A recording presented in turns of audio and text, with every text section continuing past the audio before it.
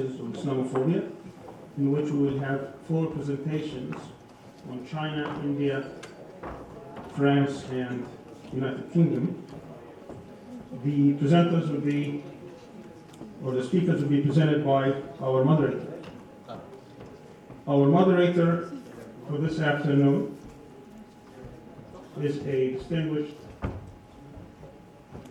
professor and politician. Her name is Dr. Ravza Kavakci Khan. She holds a PhD in political science from Howard University in Washington, D.C. in 2013, and holds a master's degree in European Studies from Varsha University in 2008, as well as a bachelor's degree in software engineering from the University of Texas at Dallas. Dr. Kavakci has lectured at Hassan Kuyunju University, and she is a member of the advisory board of Center for Post-Colonial Studies. She was elected as a member of parliament from Istanbul for the AK party, or in behalf of the AK party, for the 25th, 26th, and 27th parliaments, consecutive terms. She was the vice chair of the AK party in charge of human rights and a member of the Central Division and Executive Board of the party for 3 terms between 2015 and 2018. She's also the head of the Turkey-China Interparliamentary Friendship Group and term president of the Steering Committee of the United Nations Convention Combating Desertification Parliamentary Forum. She served as a member of Foreign Relations and EU Harmonization Commission in the Grand National Assembly of Turkey. She has also been elected as the president of the Turkish Interparliamentary Union Group for this current Grand National Assembly of Turkey. Please welcome with me Dr. Ravza Kavakci. May I call to the podium our speakers, Dr. Varsha Bashir, Dr. Luqui, Dr. Khadijah Elshayyal, and Dr. Omer Caha.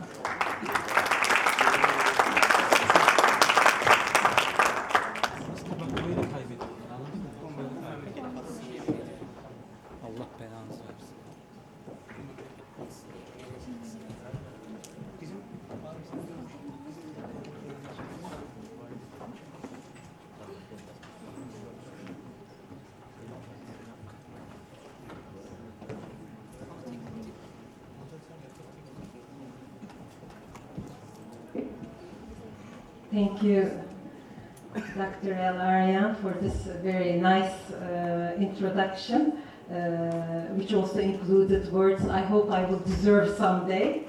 Thank you for inviting me. It's an honor for me to be here. Last year I was here as well, and this year also, just like last year, I wanted to listen to all the speeches starting from the beginning, but it wasn't a possibility. But inshallah, today I'm grateful that I get to listen to distinguished professors here, and I will try to benefit from them as much as I can. Of course, it's very difficult to have the session right after lunch, when everybody has enjoyed their lunch and they're a little tired, but we do have topics that are very, very interesting, so I'm sure we will have a very good discussion, and inshallah maybe it will be enriched. Our discussion will get richer and much fruitful during the question and answer period as well. As Dr. El Aryan introduced, the session title is Multiple Faces of Islamophobia.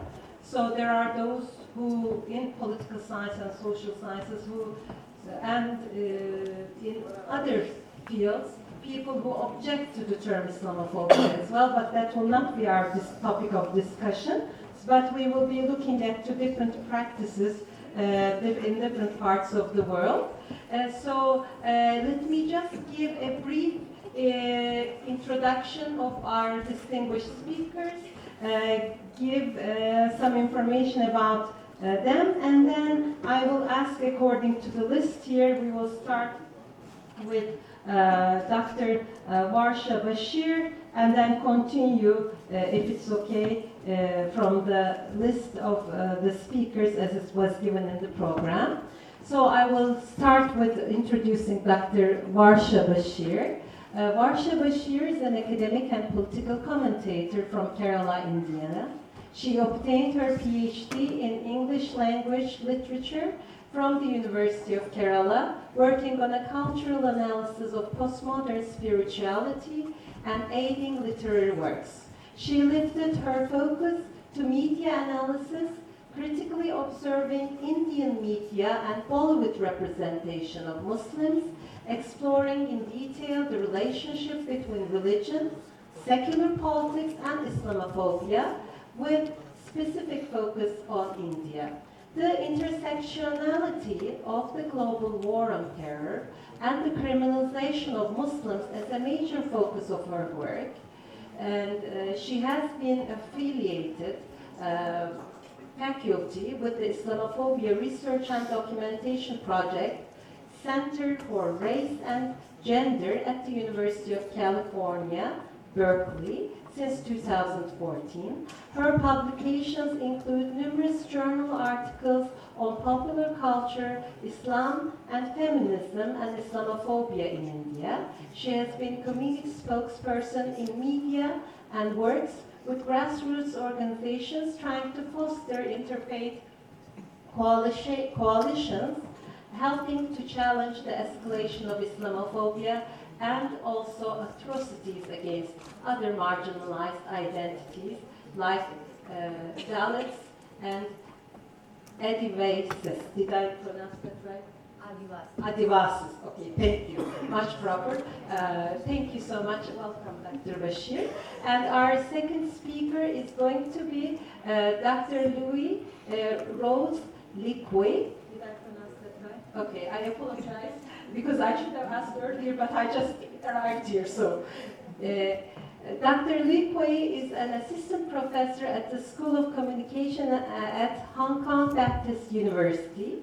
She researches censorship, propaganda, and social movements in authoritarian regimes. Dr. Luqui had been a television journalist for 20 years. She has covered many major international events ranging from wars in Afghanistan and Iraq, Libya and Gaza, to the tsunami in Indonesia, the earthquake in Japan and China. She also reported on Chinese political news and interviewed several Chinese leaders. Before moving to academia, she worked as a presenter, commentator, and executive news editor for the Phoenix Satellite Television in Hong Kong. Dr. Luqui's book, Writing and online activities have also made her recognizable in China, especially among the internet users. In 2006, she became a Nieman Fellow at Harvard University. She received her PhD in mass communication from Pennsylvania State University and obtained her master's degree in mass communication from Hong Kong Baptist University. She was born and raised in Shanghai and earned her bachelor's degree in philosophy from Fudan University. Welcome. And our next speaker is going to be Dr. Omer Caha. Professor Omer Caha is also professor and chair of the Department of Political Science and International Relations at Istanbul Sabahattin Zaim University. His areas of research include women's movements, political theory, and theory of democracy. Dr. Caha has many books and publications in English and Turkish, including Women and Civil Society in Turkey, Women's Movements in a Muslim Society, Türkiye'de Cam Tavan Sendromu, Glass Ceiling Syndrome in Turkey, with Hava Caha and Sarah Aydın, Dünyada ve Türkiye'de Siyasi İdeolojiler, Political Ideologies in Turkey and the World, with Bijan Şahin, Değişen Türkiye'de Kadın, Women in Change in Turkey, 2014, with Hava Caha and Sarah Aydın, Sivil Toplum ve Devlet, Civil Society and the State, 6th edition, 2014. Kadın Örgütleri ve Yerel Demokrasi, Women's Organization and Local Democracy in 2012 with Omer Caha. Women and Politics, Class Differences in Feminism, 2008. He also co-edited several volumes including Türkiye'de ve Dünyada Aile, Family in the World and in Turkey, and Process of EU Enlargement in the 21st Century, New Challenges with Peter Turan, published in 2005 with the University of Maastricht. Thank you, welcome Professor Caha. And our last speaker of our panel will be Dr. Khadijah Elshayyal.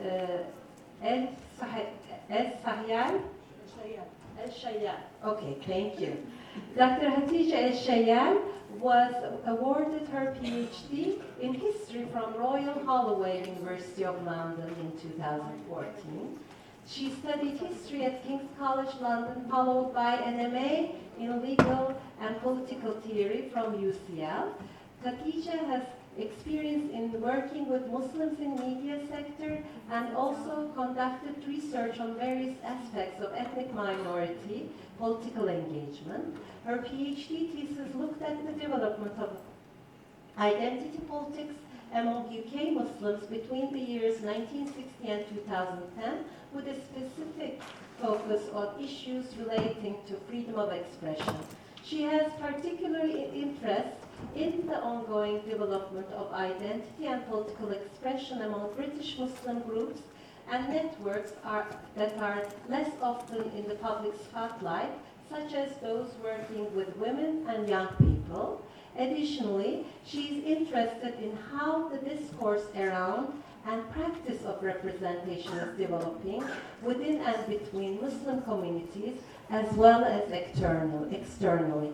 I think we have, inshallah, we're going to have a very fruitful panel. So without longer ado, we will start, but I will request each of our panelists to try to stick with our time limit. So it's 20 minutes for each of you, and after the first presentations, as it must have been practiced in the morning as well, we will have time for question and answer as well. So we will start with Dr. Bashir. We're looking forward to listening to him. Thank you.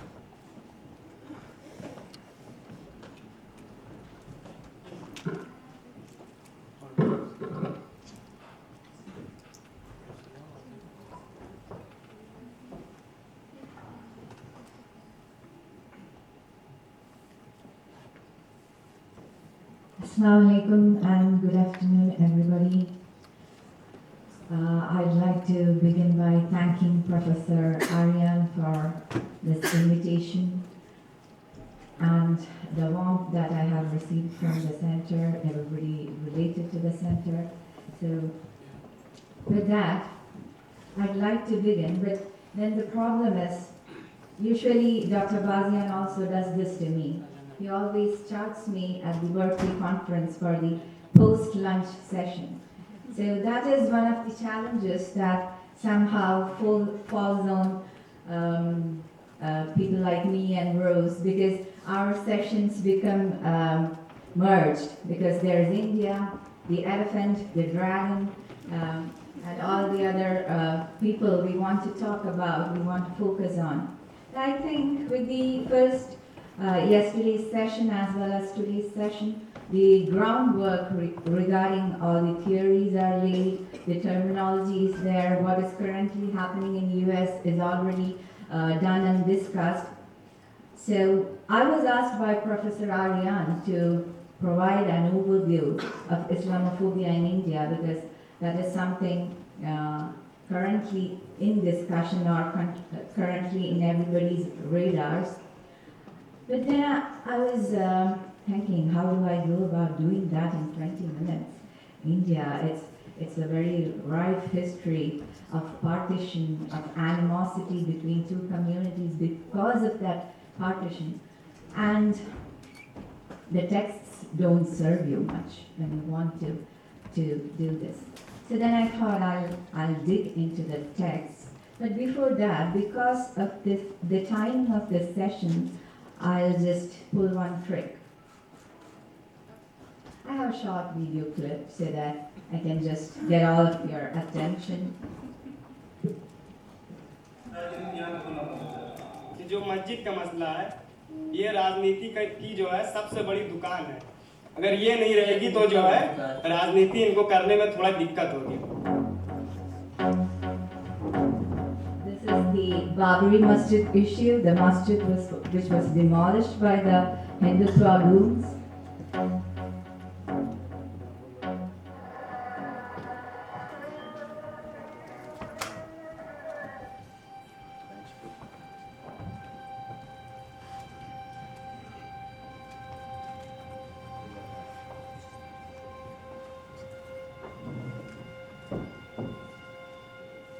सुबह तो सब उठे जो है तो देखा वही 9-10 बजे कार सेवकों ने सामने वाली मस्जिद से कुरान शरीफ का पारा फाड़ के रोड पे फेंक दिया, मसल रहे थे जो है। हम लोगों ने भीड़ में उसको बीना जो है, बस वही मस्जिद को निशाना बना रहे थे जो है। इसके बाद जो है 11-12 बजे अचानक जो है मुसलमानों के घर पे हमला किया इन लोगों ने। तो हमारे वालिद भी पीछे भागे जो है, हम भी पीछे चले गए।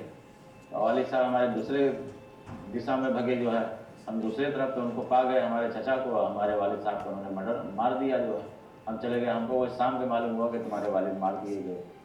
अफसोस होता है कि हम उनको बचा नहीं पाए जो है। ये भीड़ में थे, विश्वास था एक कि यहाँ के कुछ नहीं होगा उनको।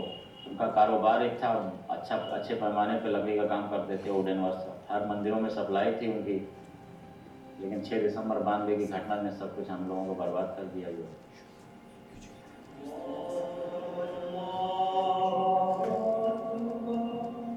उस वक्त जब ये मसला हुआ है 92 का, तो पूरी अयोध्या खाली हो गई थी, पूरा मुसलमान घर जा चुका था।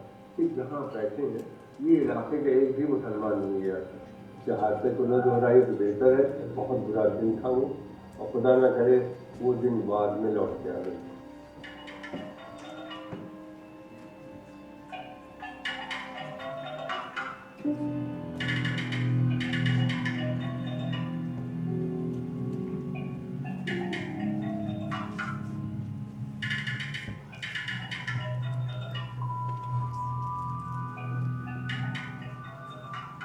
हम सन 90 में आए थे कारसेवा में। बालू में ढांचा ध्वस्त होने में शामिल थे। अपने हाथों से छोड़ा है। वहाँ कुछ पहले ही गई थी गिरजा खुदा रस्सा, रस्से से बांध के उसको रोका दिया था। तो वो सड़ा गला था, उसमें कोई दम था नहीं। उनको ये धक्का देते हुए निकाल दिया और शाम को 5-6 बजे तक वो समाप्त हो गया था। उसको जो जिस स्थिति में गिराया गया है वह बहुत ही हमारे लिए, पुजारियों के लिए, भगवान के लिए, दूसरे के लिए चाहे कितना हर्ष का बात हो चाहे दुख की बात हो, लेकिन हम लोग के लिए वो कष्टदायी रहा।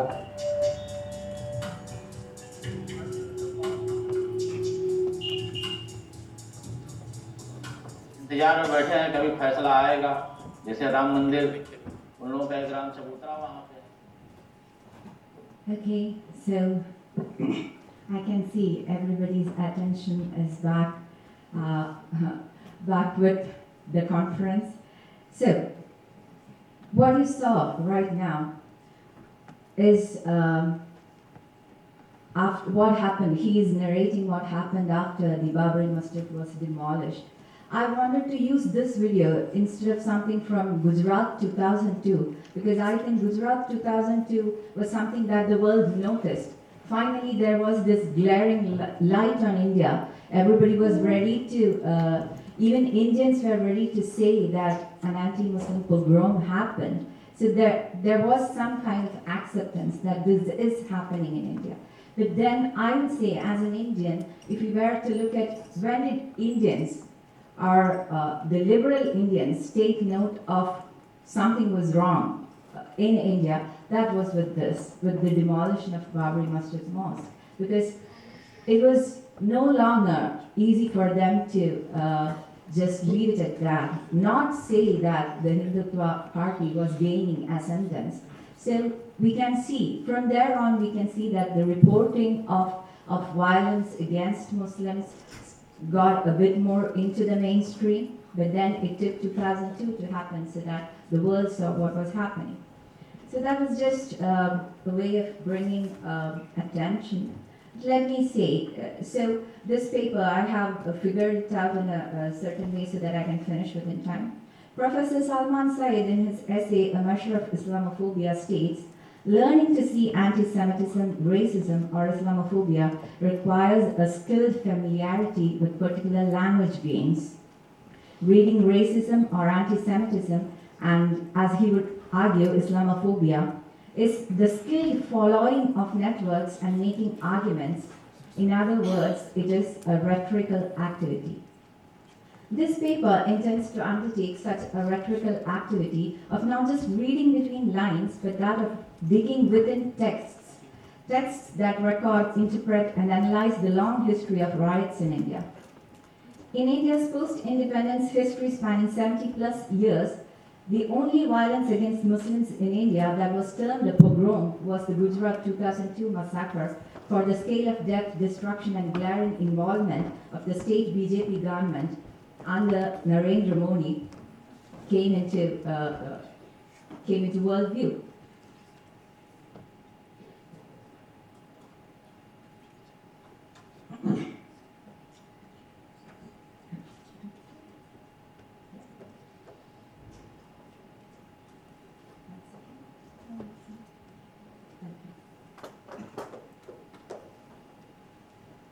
Okay. All other riots, big and small, until this event, where Muslims were killed in large numbers and displaced, were categorized by historians, social scientists, and judicial reports as quote-unquote communal violence between Hindus and Muslims. Yet critical studies on nationalism and Hindutva talk in depth about othering Muslims, but quite curiously, studies of quote-unquote riots, communal violence, mass violence do not in any way reflect the reality of this othering and targeting of Muslims. This paper tries to point to those omissions and postulate the necessity of new studies correlating the already existing data in both the fields to specifically name anti-Muslim violence and Islamophobia for what it is.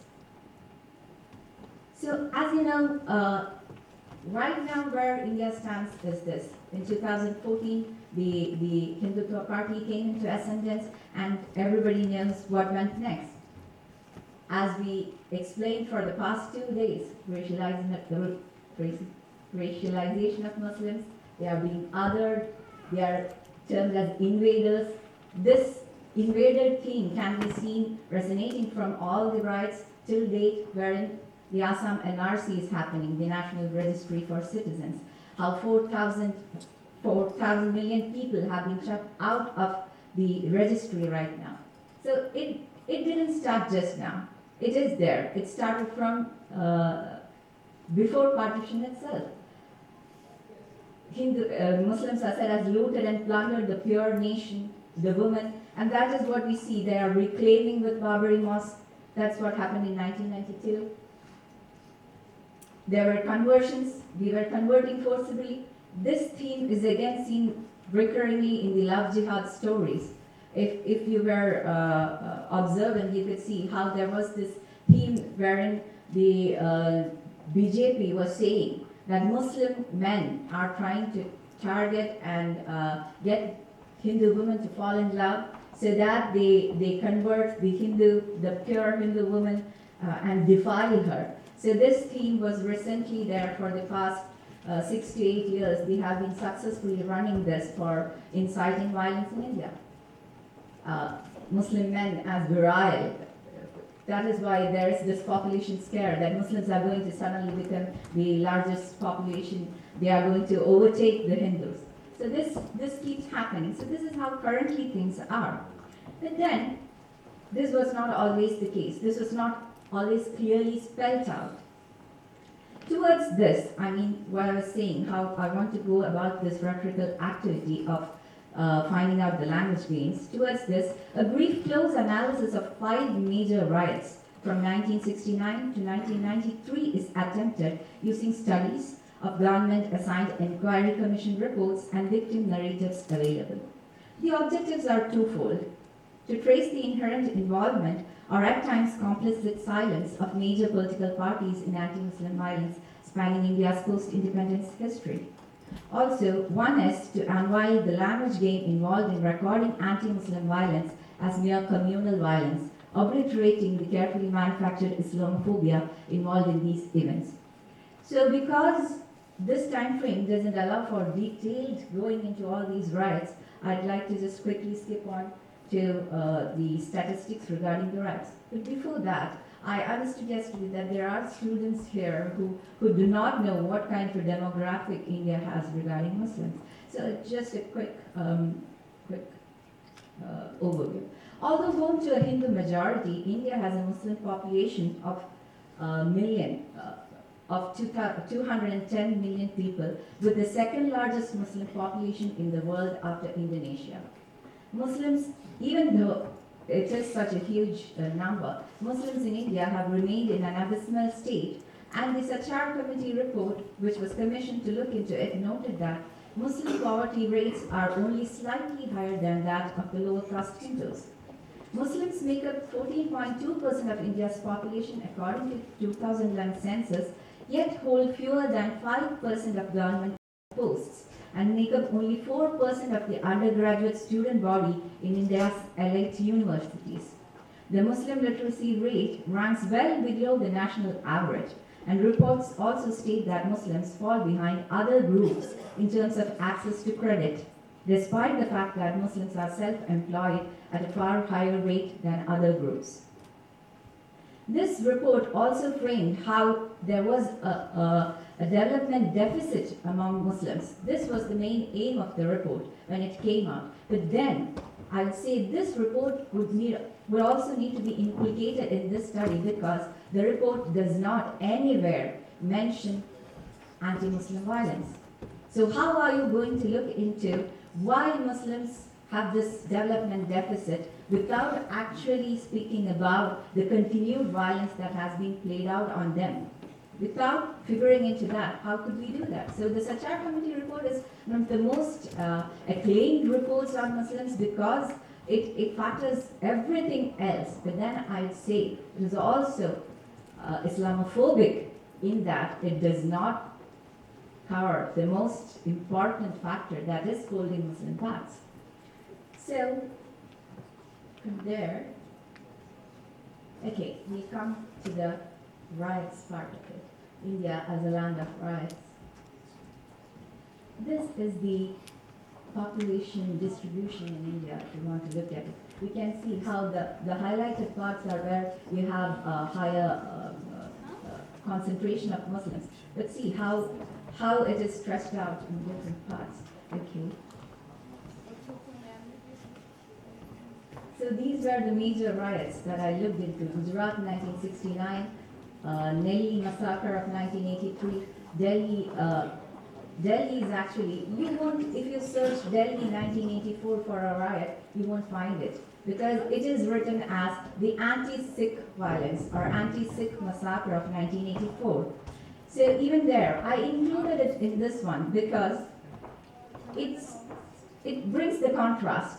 All these riots where you lost Muslim lives, 10,000s, the unofficial records say you had 10,000 people killed, 10,000 Muslims, or you had 1,000 Muslims killed or 1,000 people killed, out of which 900 were Muslims, but it is not termed as anti-Muslim violence anywhere. It is only called communal violence. So that stark contrast is there. So if you read into the anti-Sikh pogrom that happened, you can find that it is everywhere written how the Muslims, how the Hindus, how the government also played a part in persecuting the Sikhs. But it's nowhere, you find nowhere that kind of acceptance when it comes to anti-Muslim violence. The Gujarat figures are here. The Gujarat 1969 figures are Gujarat figures because 2002 just doesn't happen out of thin air. There is a history. This is how it started. The official figures say it's 660 killed. These many people injured, because there's 5 minutes more, I'll just skip through. So you can see how it is, the comparison goes. This is what happened in Delhi. between a 6-hour period, 2,191 people were killed. That is the official figures. It amounts up to 10,000. But then there are victim narratives, which I did not want to use in any way.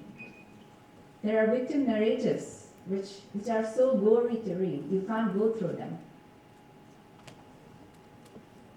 This is the anti-Sikh riots I was talking about. Then came the Bhagalpur riots of 1989, over 1,000 people were killed. And then Bombay 1992-93 happened. So with 92-93, the focus was completely on the Hindutva Nationalist Party because the opposition leader, L.K. Advani, made a Rath Yatra, and that is what started this massacre. He made a Rath Yatra throughout India, collecting stones and weapons so that the Babri Mosque could be demolished. So what kind of a history is that, where you have a party violently asking people to take down a mosque, saying it was invaded by the Muslims. So these stories and the politics involved has played behind the successful win of the BJP that we see right now. And as I stand and speak here, the election started just on the 11th in India, and though we are hoping against hope, if Allah wills, maybe there will be a change. But if there is no regime change, it means things are just going to go haywards. So with that, I'll stop because that's all the time provides. But I think anybody could clarify anything else there is during the question and answer session. Thank you. Thank you very much, Dr. Bashir, for this very important presentation. And inshallah, we will get to dig deeper a little bit to the question and answer section. And our next speaker is Dr. Luwei, Luqui. Thank you, So thank you for having me. Because I'm not the expert on Islamophobia study. I'm just a media scholar who focuses on study on censorship and propaganda and also social movement in China. Why I started this project, it was my first project when I started my PhD program at Penn State. That was 2016, my first year. So I engaged an online debate on the Islamophobia in China. So can I have my slide? Oh, thank you. So I engaged a debate about what's happened in the world. It's just because of this photo. So anyone still remember what's happened in 2016, right? It's the European refugee crisis. It's because of a war in Syria. So interestingly, in Chinese social media, it became trending. Everybody talked about that. And then people were so worried about European, and they think the European became green, which means we'll be occupied by the Muslim population. And then I became so interested in that and where this kind of a mindset came from. Because as you know, in China, censorship of the news media, religious issues are usually not talked about that. So, but starting from 2001, after 9/11, international news became very trending, and the people cares more about what's happening outside of China. So there's a lot of news reporting about what's happened in the world, especially anti-terrorist war. So that's why more and more information about like the conflicts between the Western and the Islamic world, it's become familiar by the Chinese audiences. So that's why I think this is one of the reasons this kind of topic became trending. And also, there's no obstacle for this kind of information to be as disseminated on social media. It's not like a political sensitive at that time, because nowadays even the international news which related to some religious issue or foreign policy will become very sensitive on social media and heavily censored by the Chinese government. So that's why I started to decided to do this project, and I started to research some literatures on the hate speech or discrimination, stereotype towards the outsiders, but it's understudied. There are several studies about how Chinese people discriminate foreigners. Usually they came from Africa because of the color of the skin. So in 1990s, there is some demonstration, campus demonstration. It's just because the Chinese government received a lot of students from Africa. And the Chinese students were saying, okay, they were superior. They received superior treatment from the Chinese government, and which are causing some protests. But that was in the 1990s. So not many studies about that. So research goes. My project, me and my co-author, our project is contribute to the literature, which is on identity of the detailed way in which minority and religious groups are framed in the online public sphere in China, and also demonstrate the efforts of the minority groups in China to counter that kind of hate speech. Because when I engage in that debate, you notice there's a lot of hate speech disseminated by us, majority Han people, non-Muslim people. We're using other number way. Some people using brain cancer or a lot of nasty words. But at the same time, the Chinese Muslims also using words, which is very interesting. It's like Muslim haters or something to label those people who attacking them. So there is a debate on social media, which is very interesting. So I just think, okay, because the news media are not allowed to discuss this kind of issue, but social media maybe provide alternative media for different groups to discuss some issue which are quite new for them. So, and the framework I'm using in my this research, because we divided the research into two. One research already being published. It's about we analyzed 15 years news media reporting on Muslim and Islam in Chinese state media. So if you're interested, you can find online. It's quite negative. And here it's about the individual level. Individual levels narrative on this issue. So I'm using, as you know, the frameworks is atheist ideology and also Han-centrism in China. Or maybe you can use Han-centrism as the Han-superism.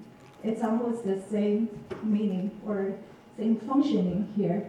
So as you know, in China, although religious practice which allowed after Cultural Revolution, but the thing is everything still needed to be controlled by the government. But the thing is, after the government allowed the public practicing, and in some circumstances or some level, it's out of control. So a lot of for Christians, there's a lot of underground family church, and I think in Muslim gathered the areas, there's more and more mosque which is funded by Saudi or funded by other countries as a peoples outside China. And also role of news media and the social media, it's just because the news media serves parties' interests, so that's why we did another paper of news media in China. And the social media, we just think it's provide a new channel for both people, non-Muslims and the Muslims in China. And when we talk about the frame, anti-Muslim frame here, we're using two dimensions. One is the ethnicity frame, the other is the religious frame. It's just because in China, when we talk about Chinese Muslim, they bear two labels. One is the religious label, because Islam is a religion. But at the same time, they're minority ethnic groups. They, some of them are widows, some of them are Hui, which looks just exactly as Han people.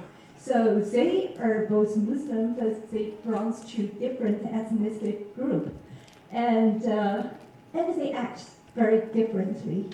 And online, you can see the most active users, Muslim Chinese users, are Hui people, because I think to compare with Uyghur people, they are more similar as us, so it will be very easy for them to communicate with non-Muslims, especially using Chinese character. It's they don't have their own language. They also speak like Chinese students, like Uyghurs. They have their own languages and cultures. Religious freedom, it's just because this is a very important issue in China. Majority of us, including me, we grow up in a society which believe in the God, right? So CCP member must be an atheist. Otherwise, you're not loyal to the party. So in CCP's mindset, although you are allowed to practice your religious believing, but the thing is, it's fundamentally have a conflict with the ideology of a communist party. So that's why we can see what's happened nowadays. It's not just happening to Muslims in China, but also Christians in China. The church demolished and also the mosque demolished. It's just because of this kind of religious frame. There's the fundamental conflicts between the ideology of the Communist Party and the religious. So this is not only about the Muslim. This is also about all the religious believers in China. So data set I collect from Weibo. Weibo is a Chinese equivalent to Twitter, because Twitter and Facebook were blocked in China, but they have their alternatives in China. It's called Weibo. So I collect more than 10,000 posts from the Weibo, and before and after the death of the Syrian boy. And also delete categories them into different category, coded them into different category to see whether the posts are negative or original posts are negative or positive or neutral. And also we conduct the in-depth interviews with those Weibo users, the Chinese Muslim Weibo users, because they're very active on social media, and they became the face, or they became the representative of those Chinese Muslims to fight with those hate speech. And so luckily I able to interview for 34 Chinese Muslim social media users. It became impossible nowadays because almost all my informants disappeared. Either their accounts were blocked or they just not dare to talk about it anymore.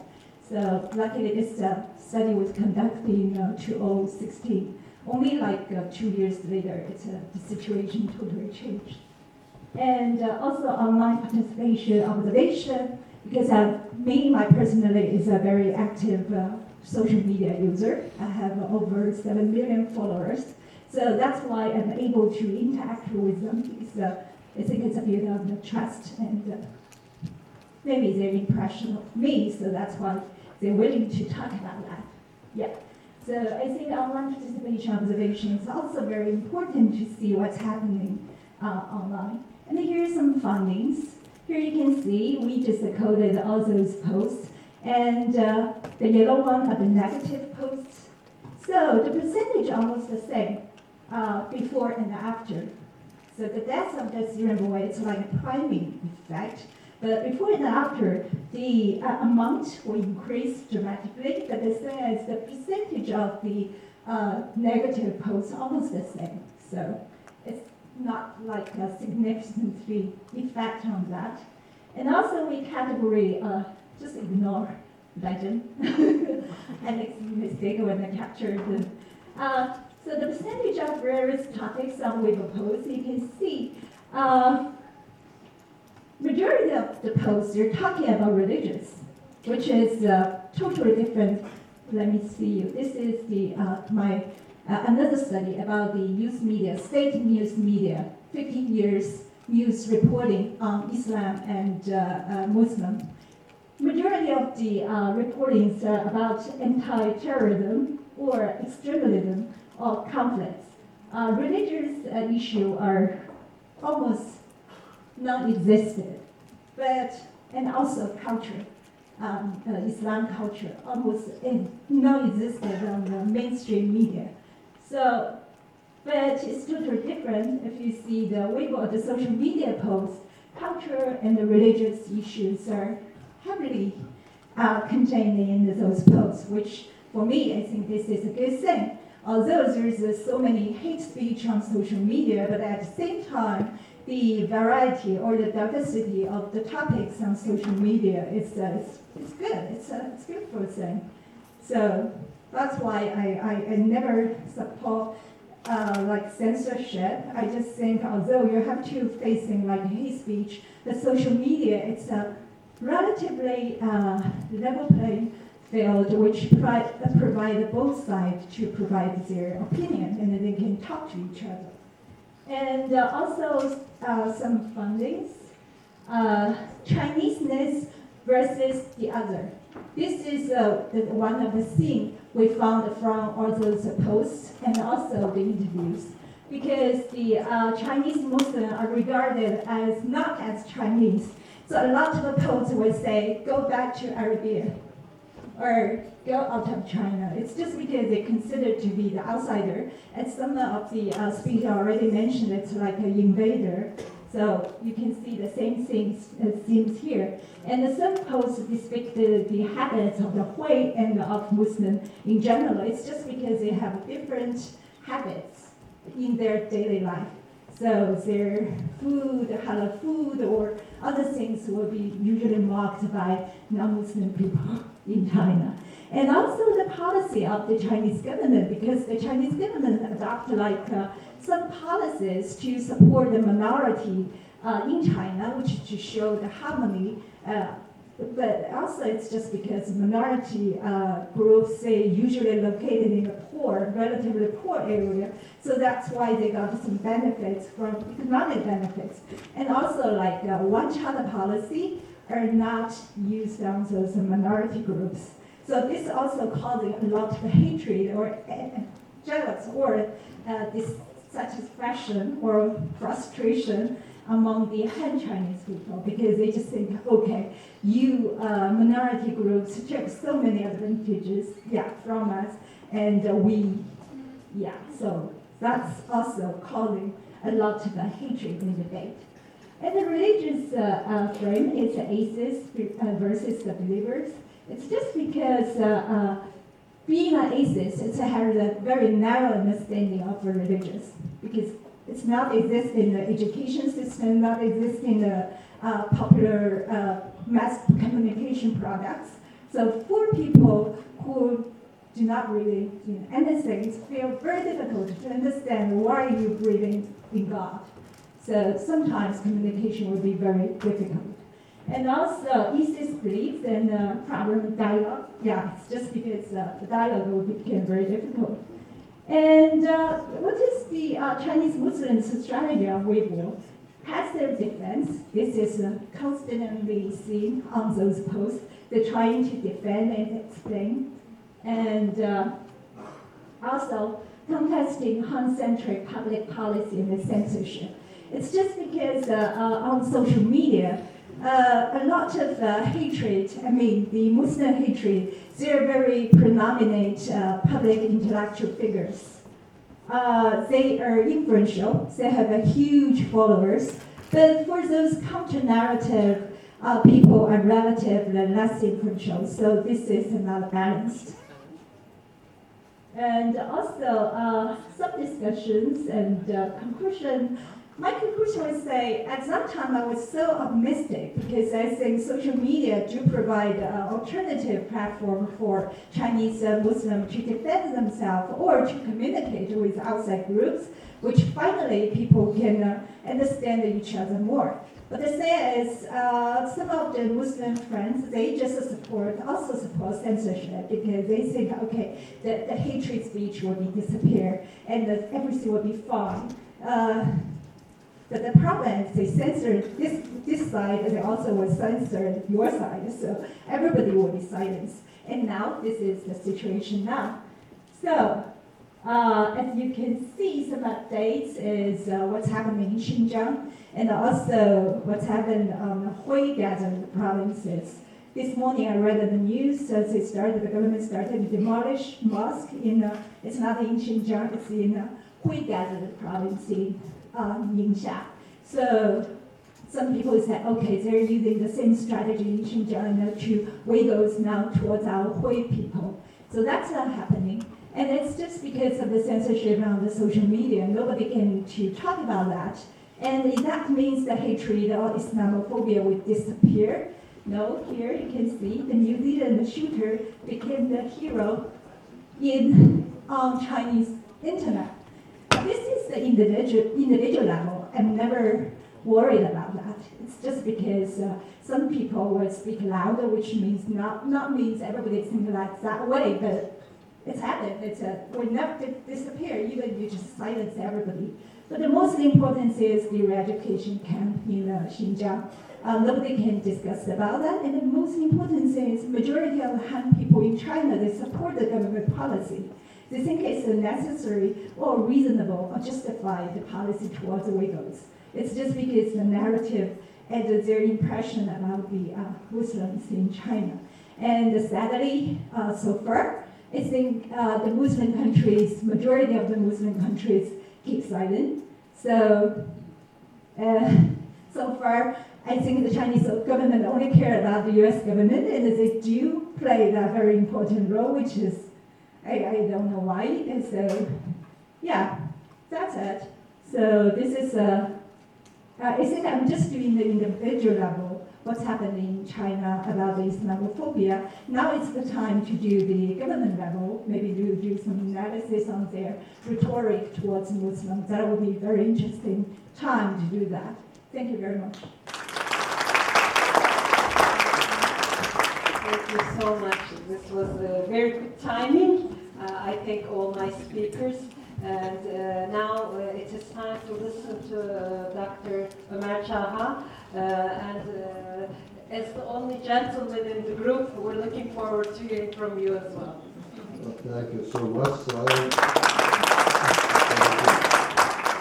I feel in minority position here. Thank you very much. So, shall we open? Okay, I would like to firstly express my feeling of thanks and appreciation to Professor Sami Al-Aryan and his team for giving me opportunity to share my opinion with you, with so distinguished participants. Okay, my presentation will be on France, the particular case of France.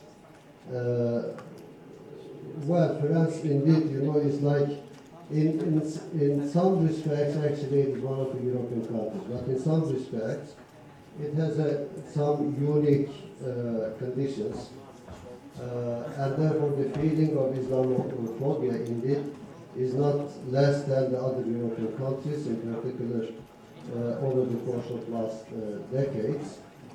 So in the case of France, I think four important factors are playing role behind the notion of Islamophobia.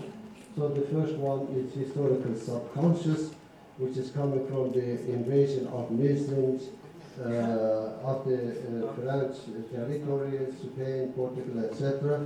The second one is about the colonization of Islamic lands by the French army. The third one is particular to the French laicite system, which is very particular to France. And the fourth factor, I think, is closely related to the Muslims, behaviors of the Muslims, and their approach to the West, Western values, etc., etc. Okay, so when we look at the historical factors, what happened? As you know, Muslims started to invade Europe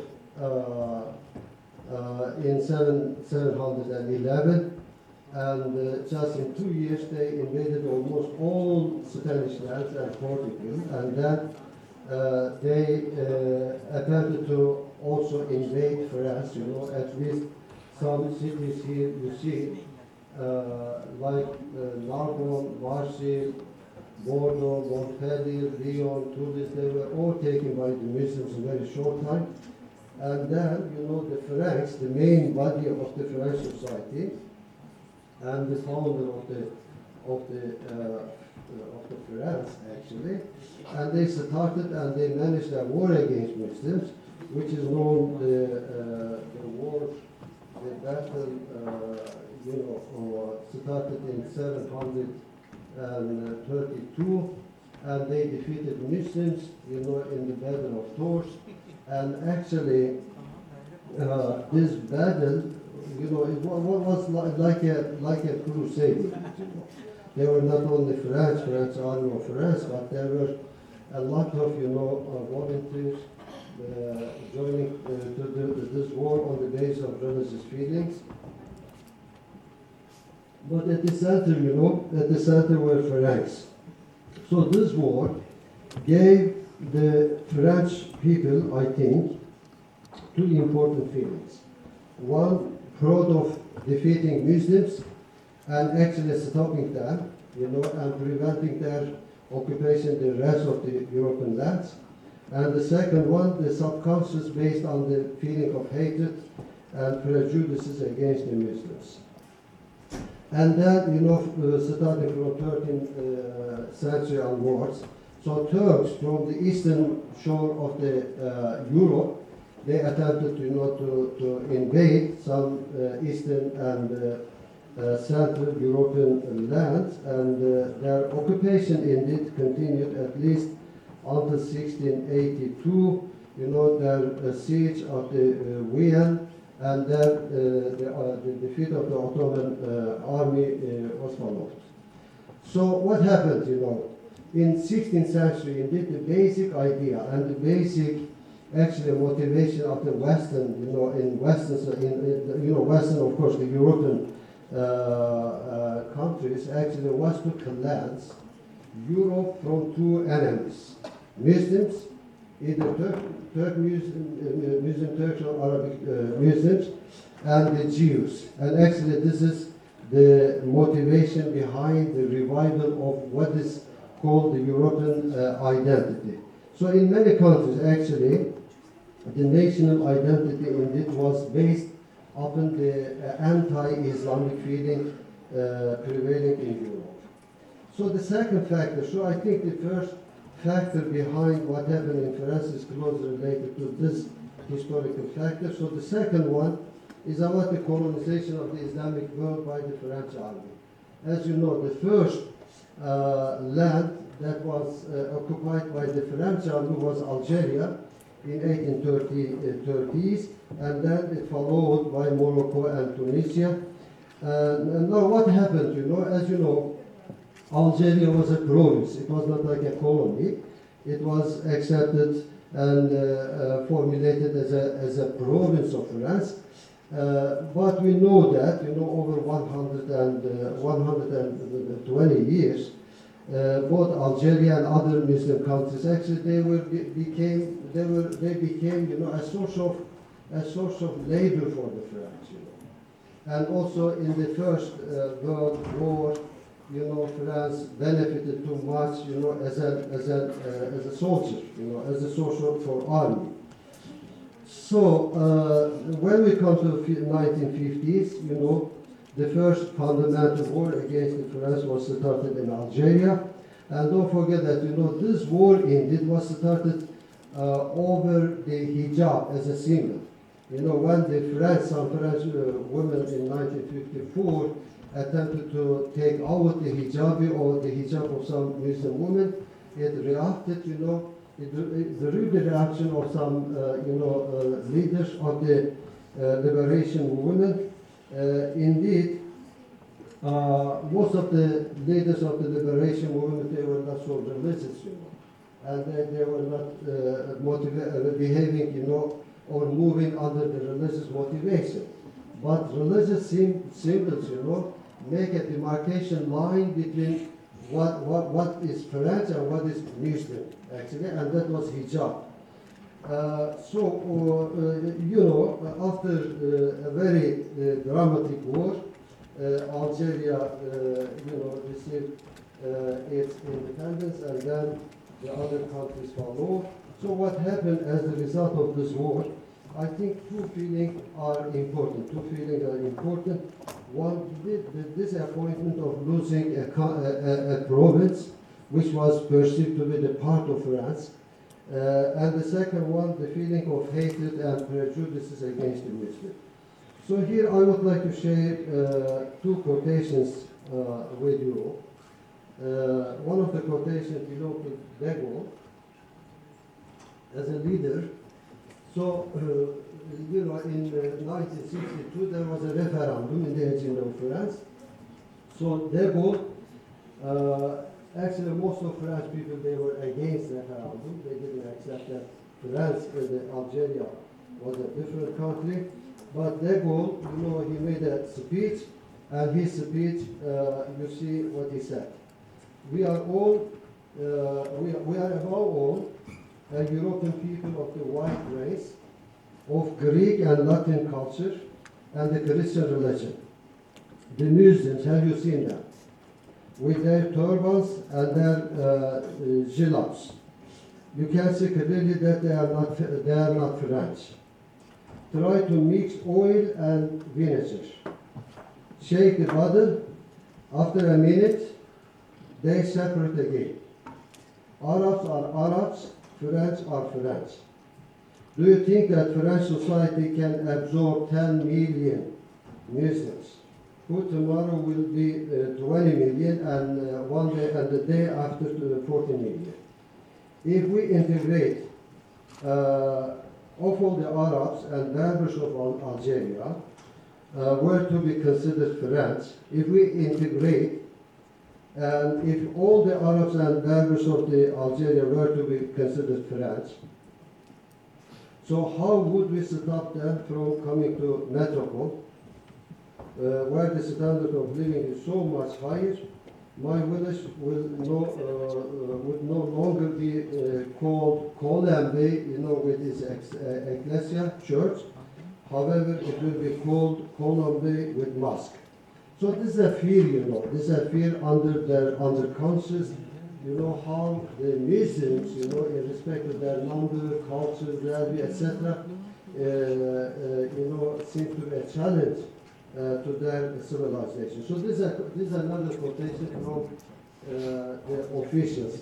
So this is quoted by an American investigator named George Scott.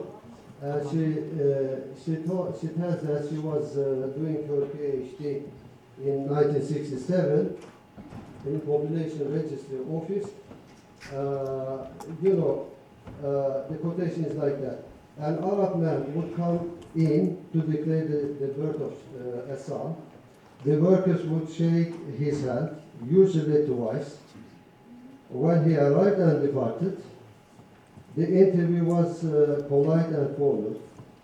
But as soon as the man left, the command would be gone. The person who had shaken the Arab's hand would rush to wash his own hand, making a fuss about how dirty those people were. And when the investigator criticized them and blamed them to be racist, just similar to the whites in America against the blacks, so the quotation remains like that. Our attitudes are not racist, but are based, they are based in fact. These people are animals, they are not Christians. Your blacks are Christians. The Arabs do not live in real houses, but in huts, in holes in the ground. They are uncivilized, uneducated, unclean. Listen to their music. Watch how they dance. They have a natural rhythm of all their own. Your blacks were once slaves. These Arabs have not such an excuse. This is just how they are. This is the way the Quran teaches them how to be. So this is indeed, the indication of not only of Arab Muslims in the underconscious of the French people, either in the ordinary level or in the ruling level, but it is also the indication of their perception of Islam. What Islam, its book, its values, teach how to be. Okay, so the third factor I think is about French racism, which is particular to France. As you know, the French racism came to the skin after just the French Revolution. After the French Revolution, the French society was divided into two fronts, the Catholics and the laicists, the secular groups, and there was a very fiery struggle against these two fronts, and when we come to 1905, they started Luwei separation, which is firstly, bringing the separation, wall of separation between church and the religion.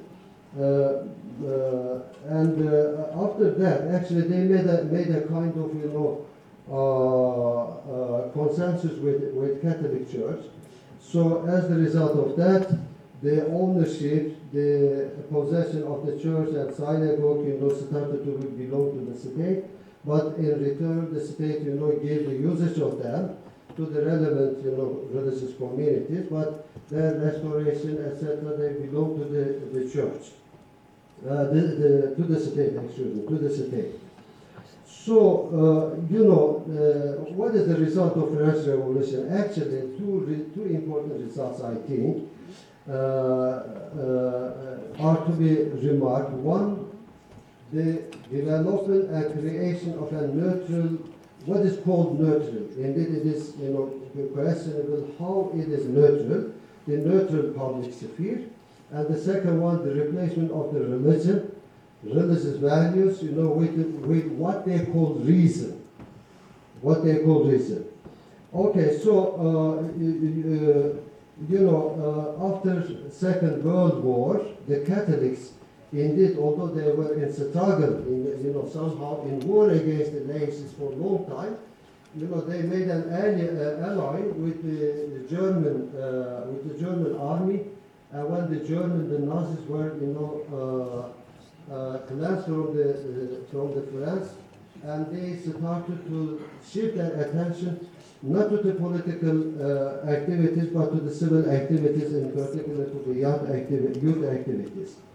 And then after, starting from 1950s and 60s, in particular 60s and 70s, the new enemy of the French reformers, laicists, started to become Muslims.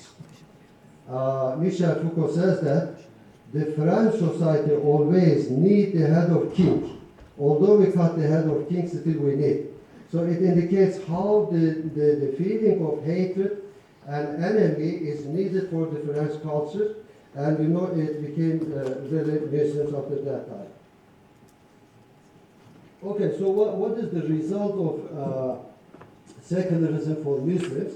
As I said, the headscarf issue, the hijab issue, one of the important problems actually Muslims certainly leave, is the absence of Muslim cemetery.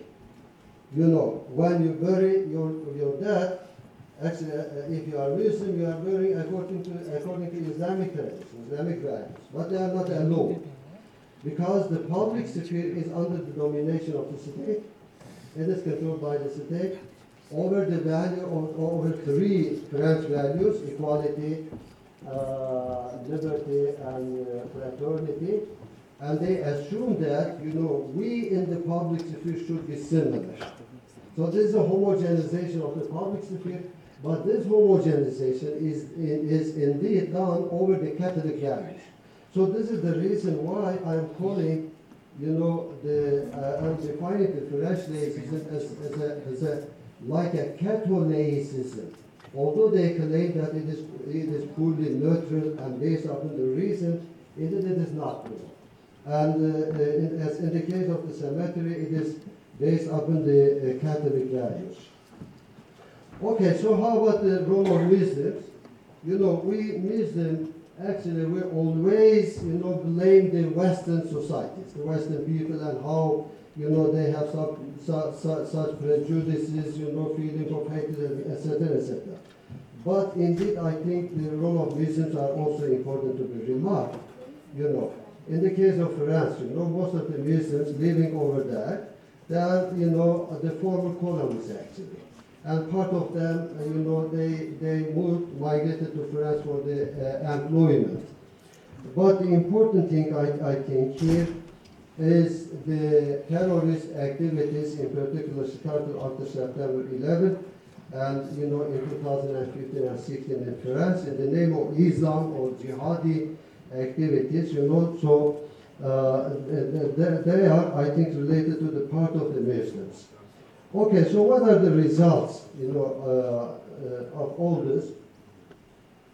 I think 4 results follow. First of all, Muslims are in the secondary position. They are in the secondary position in offices, in decision-making mechanisms, you know, in job markets, everywhere. It is estimated that about 60 or 70% of the prisoners are Muslims.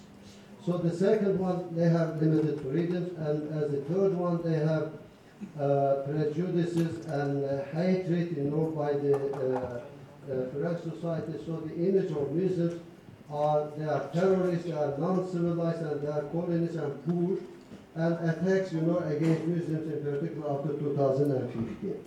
You know, here you see the representation mechanism. You know, the population of Muslims is estimated to be about 12.5% of the whole French population, and about 8.5% of the metropolitan France. So this is the number of MPs, you know, the number of MPs in the French Parliament, 577, there was 0 between 2010 and 14. And then only 4, and now currently 8, which is less than 1%, you know. So if you have a just, you know, allocation of, this figure, it must be at least about 49 MPs in the French Parliament. So, you know, I would like to conclude with a quotation. You know, as part of my investigation I did in 2010 in France, I made an interview with the director of the Science Board, and she told me that, you know, Muslims are perceived by an ordinary French, you know, as terrorists, poor, non-civilized, non-educated, abusive, and backward. And Islam is perceived to be the religion of the people, teaching them this kind of values. Thank you so much. Thank you very much, Professor Caha. It was very thought-provoking. And now our final speaker on the panel, Dr. Khadijah Elshayyal. We will now go to Britain. There's a lot of traveling.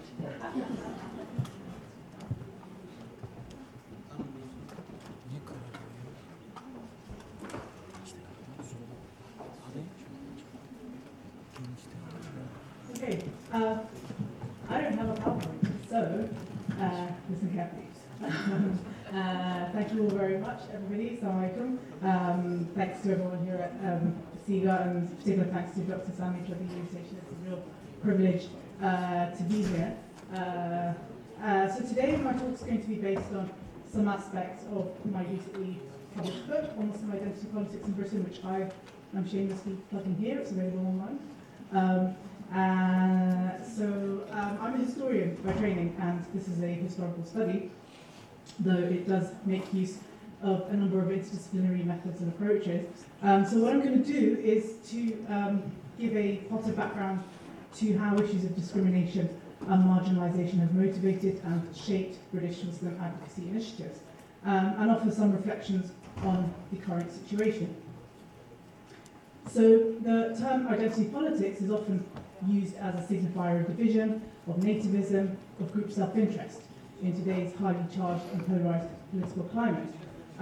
My study of the development of Muslim identity politics in Britain disputes this characterization by examining the trajectory of Muslim advocacy groups over the past 50 years or so. It illustrates how Muslim identity politics in the UK has evolved from a reactionary articulation of responses to religious events, exemplified by the book burnings during the Rushdie affair, through more focused campaigning for access to equality under the law, to the entry of Muslim activists in wider civic and political coalitions with allies for a strong voice on matters of common concern. Freedom of expression has often been at the centre of some of the most heated debates, and this is a theme that offers up some of the most interesting case studies in Muslim advocacy and representation in the UK. So if you want to know more about some of these case studies, pick up the book. Last plug. Okay, so what do we mean by identity politics? And what is this Muslim identity politics in Britain that I'm talking about? What does it look like? What does it look like? So I take the 1960s as my starting point for the beginnings of large-scale Muslim identity-based activism in Britain. This was the coming of age of a second generation of post-war immigrant Muslims of South Asian heritage during the late 1960s through to the 70s and 80s. This coming of age was marked by horrific experiences of violent racism on the streets, institutional discrimination in schools, on workplaces, and the brunt of a racist and punishing immigration regime. We're talking here about a system that carried out virginity tests in Heathrow Airport for women arriving from India and Pakistan as late as the 1970s, for instance, about the practice of dispersal, or busing as it was known in the 1960s, whereby the children of immigrant parents were bused to white majority schools across town to keep the proportion of immigrant children in all schools below 1/3. And this was at the request of white parents who were worried about the education of their own children being adversely affected. There are so many other examples that I can give. So political activism at this time was expressed through participation in Asian youth movements that were springing up in urban areas across the country. So for those of you who don't have background on the sort of the demographics of the British Muslim population, traditionally they've tended to be concentrated in urban areas for regional migration and settlement and various other reasons. And so this is where these movements to resist and respond to racism also cropped up. So many of these were self-defense movements responding to racist attacks and to intimidation from the far-right National Front, which was on the ascendancy, particularly in the 1970s, which often occurred in collusion with and with acquiescence from the police and the authorities. So though Muslims played vital roles in these movements themselves were secular in identity. But by the 1980s, many British Muslims had become increasingly interested in securing various legal rights and exemptions for their communities. So for instance, calling for religious accommodations to be made at schools, such as the provision of halal meat and lunch menus in schools where the pupil population was overwhelmingly Muslim. With mosques and cultural facilities now established in Muslim communities across the UK, for many activists, their Muslimness, rather than their ethnicity, became the most salient aspect of their identity. This was also a time where financial and ideological support for movements in South Asian and Arab nations had earlier aided the establishment of Muslim unity initiatives, such as, for instance, the Federation of Student Islamic Societies, or FOSIS, and other community organisations with a national presence, such as the UK Islamic Commission, or UKIM, both of which were established in the 1960s, early 1960s. So these, though 2 decades old by this time, by the 1980s they really came into their own, and during the 80s and 90s we saw the full spectrum of global Islamic political and theological trends coming to be represented in the UK. But by the close of the decade, British Muslim political advocacy to the state had become overshadowed and to a considerable extent defined by the Rushdie affair. Even 30 years on, images of Muslim rage remain the lasting visual impression of the Rushdie affair, such that they continue to cloud our perception of politically engaged Muslims in the UK to this day. But the affair can also be credited with prompting the first coherent articulation to the state by Muslim activists of what I have termed an equality gap. So in the early 1990s, this took the form of calls for a widening of existing English blasphemy laws to protect minority religions alongside Anglican Christianity.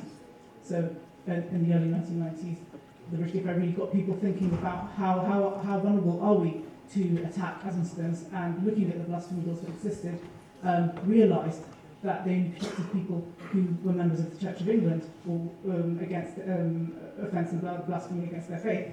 They also then later on campaigned for the introduction of new legislation with to deal with religious discrimination.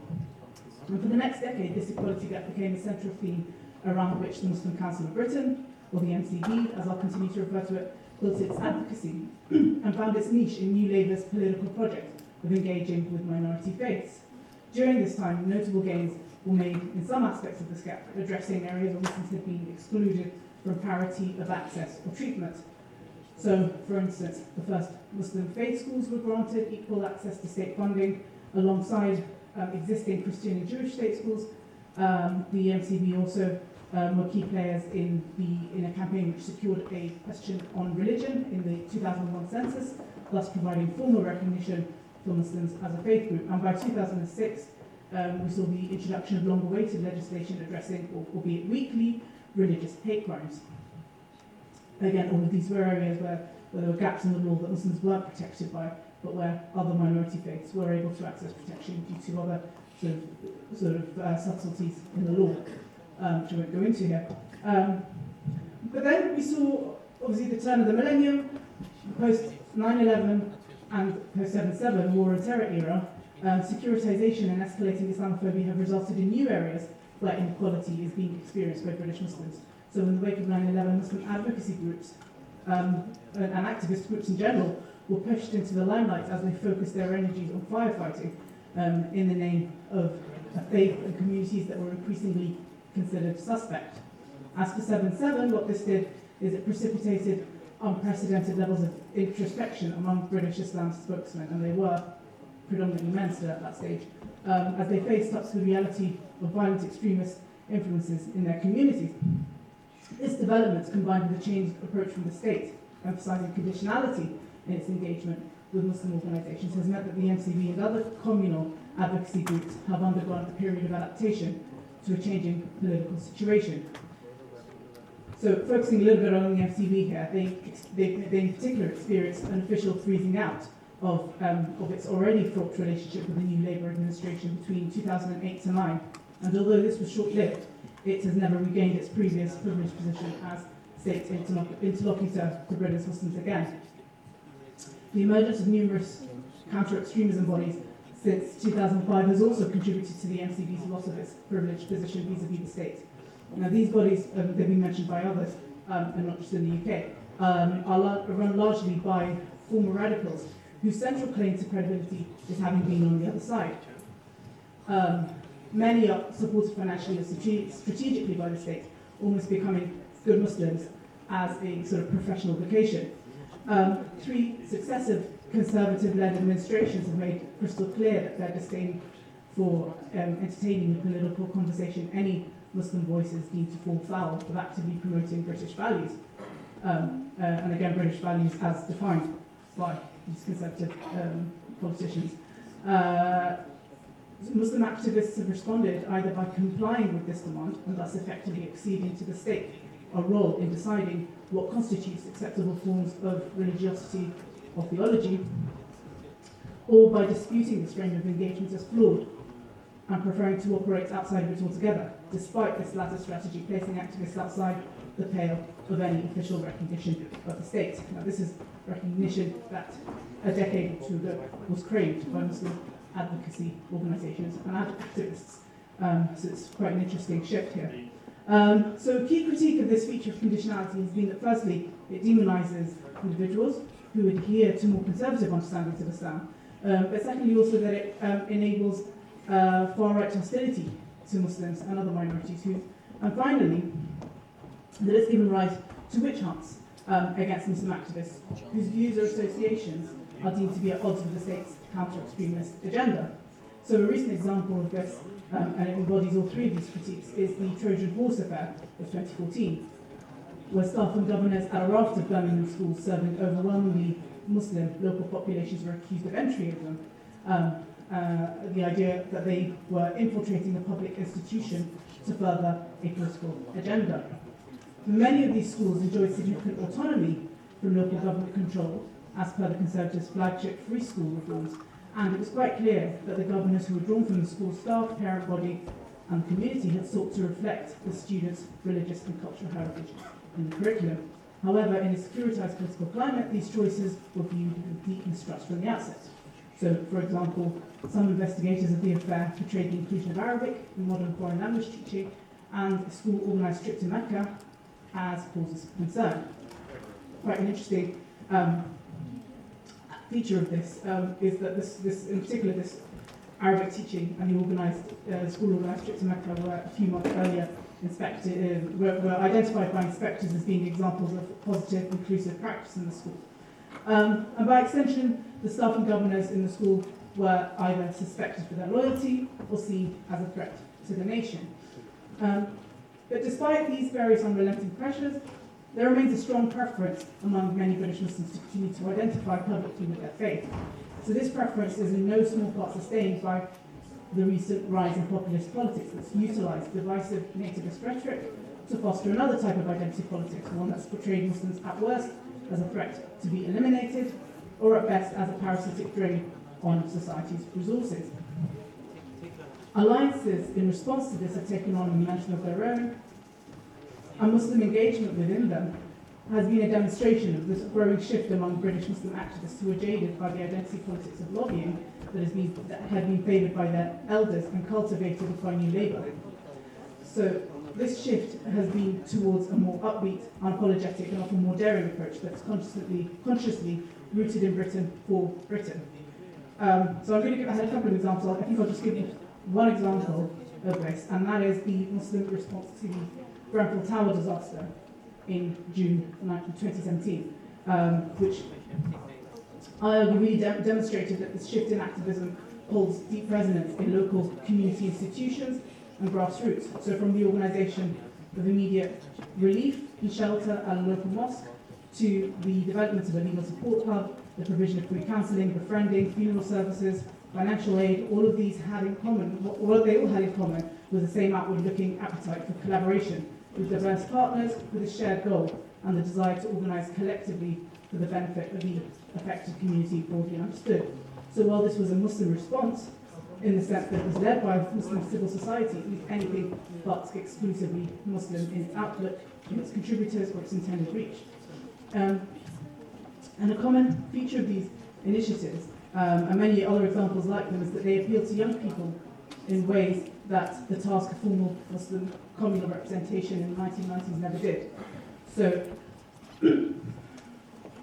across the UK, young Muslims have been organising collectively to claim spaces for the expression of their identities, spaces that are on one hand unencumbered by convention and tradition from within their communities, but also in defiance of sanitised, politically quietist expressions of Muslim identity. So from dynamic creative online spaces and publications to street protests, pop-up food banks, serving the growing numbers of left behinds. In austerity Britain, pop-up mosques embracing people who might otherwise be excluded from conventional mosque spaces. These young activists continue to engage politically as Muslims, but refuse to do so as good immigrants. Rather, they seek to tell their own stories with all their nuance and complexity, and their aim is to contribute directly to society rather than to appeal to the British establishment, responding to inequalities they see and experience as Muslims of Britain, but not as Muslims beholden to Britain. So, if the landscape of British Muslim theological trends and activism was not already a hugely diverse and complex one, the development of recent years has served to make it all the more so. And the present context is one in which the state has all but disengaged with Muslim representative groups, but also failed to forcefully challenge a veritable tide of populist xenophobia. Meanwhile, it has pursued an agenda of austerity that's hit the socio-economically most disadvantaged the hardest, with Muslims being significantly overrepresented in this group.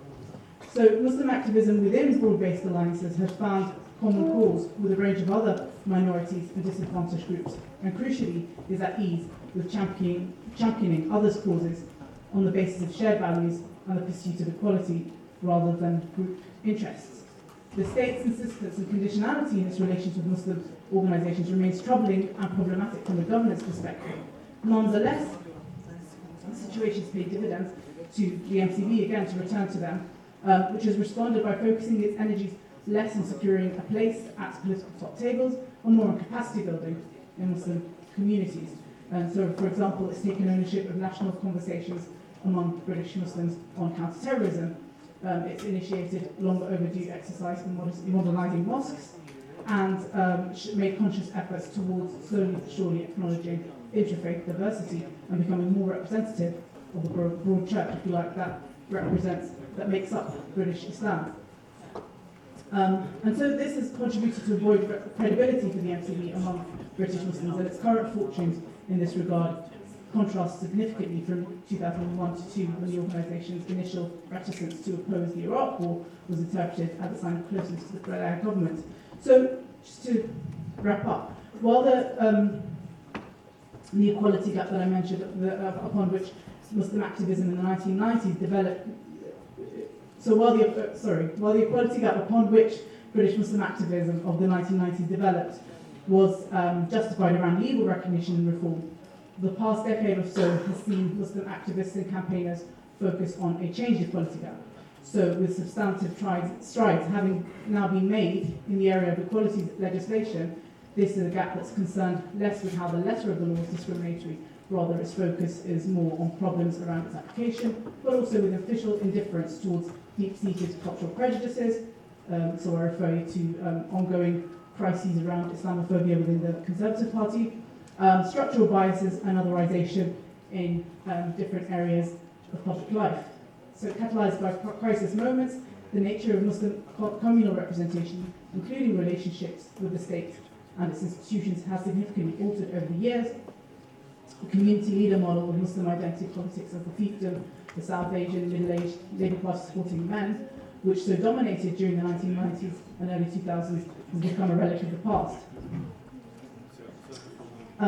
Indeed, instead, British Muslim identity politics today is far less about tea and biscuits at Downing Street or applauding awkward salams from vote hungry politicians, but rather it's shifting to grassroots civic activism, authenticity, and the intersectionality of an enduring, yet still sharply experienced equality gap. Thank you. Thank you very much to Dr. Elshayyal, and also to all our speakers. I had a difficult time interrupting. It wasn't necessary. We are doing pretty good on time. Alhamdulillah, although we started maybe a few minutes late, we're doing very well. Now I will, before I open up the floor to questions, I will take this opportunity to maybe ask the first questions. I have taken so much notes. I hope I don't get lost in my notes, because again, I would like to thank you for giving me the opportunity to be here and to benefit from all of these distinguished scholars on our panel. I'll start with Dr. Bashir, but maybe I can just pose my questions and get all your comments on the questions, maybe if you would like to add. As I mentioned at the beginning, this was an intellectual traveling that we did all together. I currently serve as the president of the Turkish group to Interparliamentary Union. What's the Interparliamentary Union?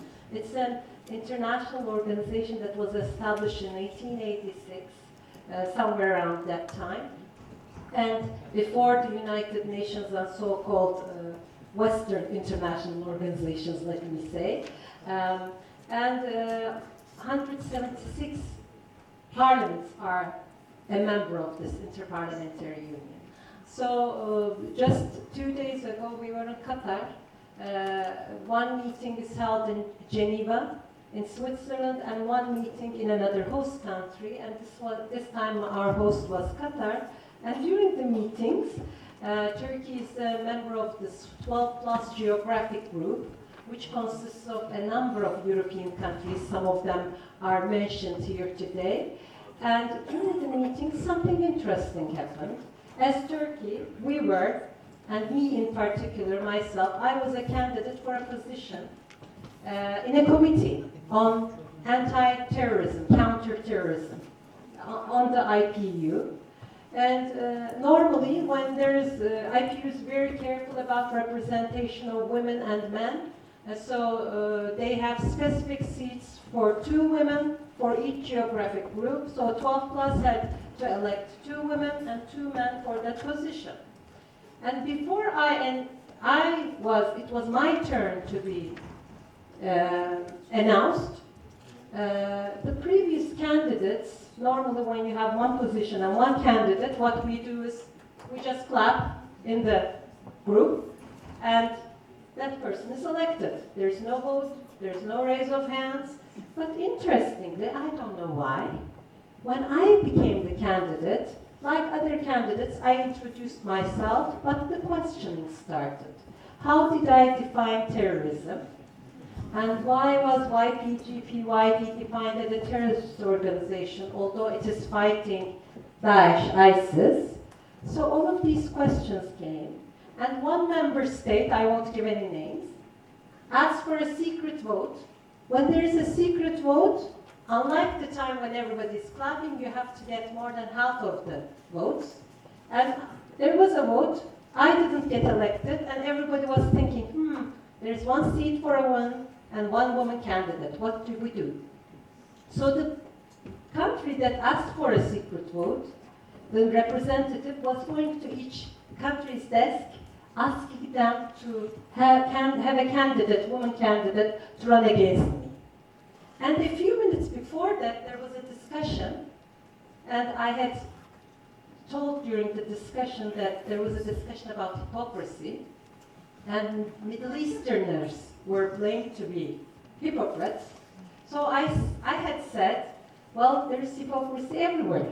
So this gave me the opportunity to yell out, this is not democracy, this is hypocrisy.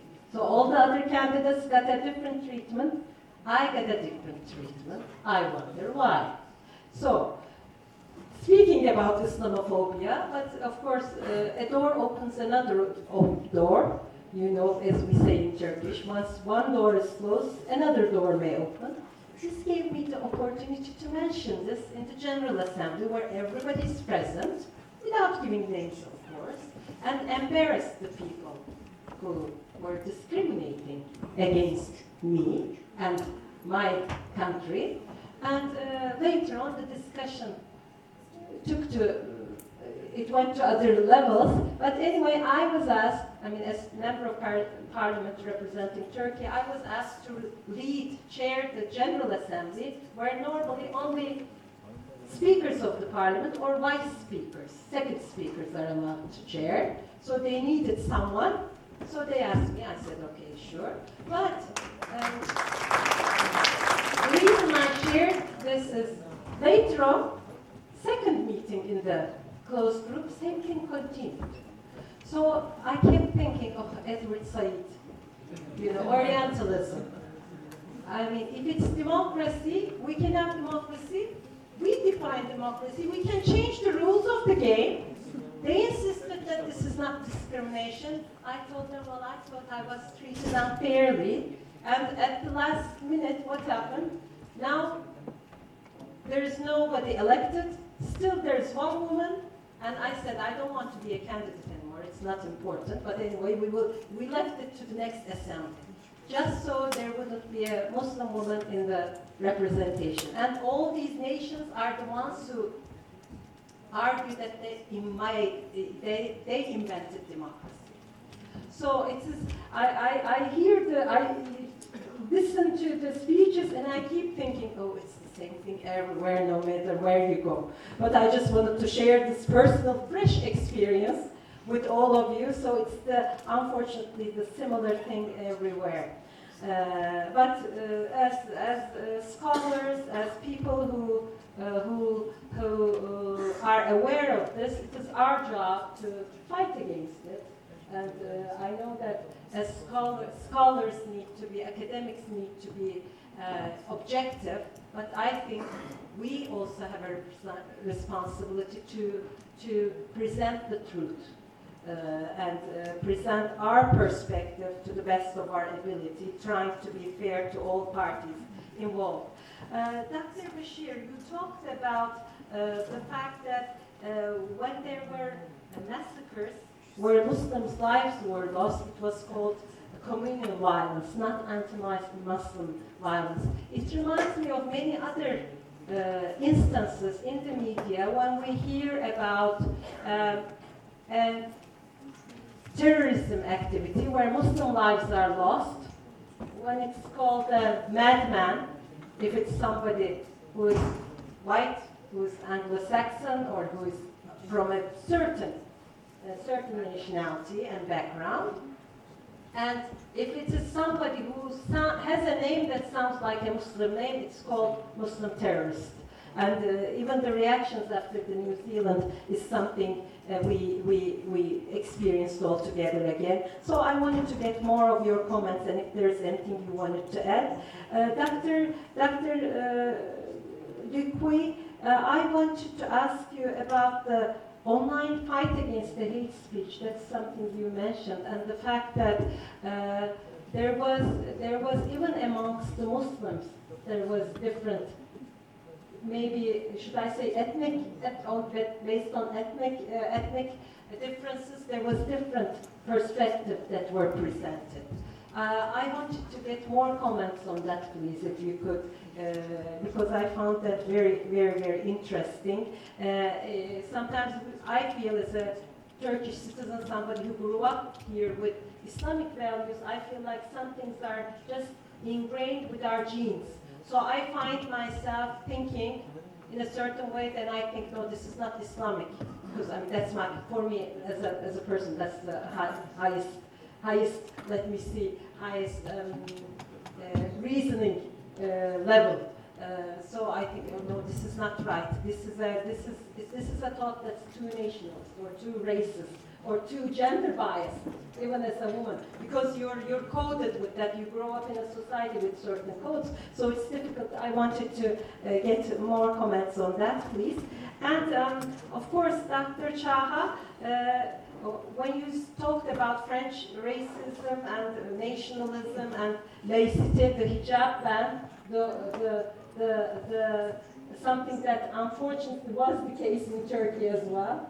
And as a member of a family who lived through the extreme application of France laïcité in a fundamentalist, I mean secular fundamentalist manner, how it was applied in Turkey, unfortunately, about 2 decades ago. So I wanted to get more on the comment that you made about homogenization of public sphere over Catholic values, because you are not given the alternative you're given for ideal citizen is a certain citizen description, and you have to get into that. Otherwise, if you can't fit into that, no matter what you do, you're not considered French, you're not considered, you may change your language, you may change the way you dress, but you still have to prove your Frenchness based on a standard that's strange to you. And Dr. Khadijah Elshayyal, I always had the image as far as the hijab issue, when we consider it compared to France, I always thought, everything was much better in France. But I also wanted to ask about that. Also, how about with the I know Brexit is right now a very hot topic, but do you see that Muslim representation, political representation, how does it fall into this? Because we know that there are some Muslim members at various states at the political level that are active. So I wanted to get your comments on that. I hope I didn't take too long. So, well, being the moderator, unfortunately, the rules say that I give you each 4 minutes, and then we'll open the floor to the questions, inshallah. Thank you.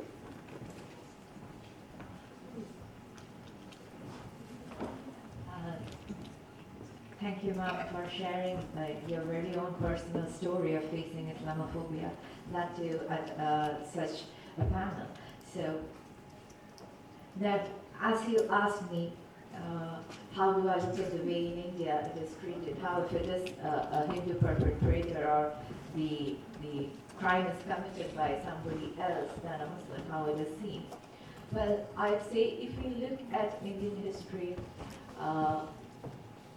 we haven't had any big news events where Muslims were actually typecasted as terrorists before 1992, because the whole scenario, until then it was, because Muslims do not have that kind of social mobility, cultural capital, it was always, they were always treated in a particular manner.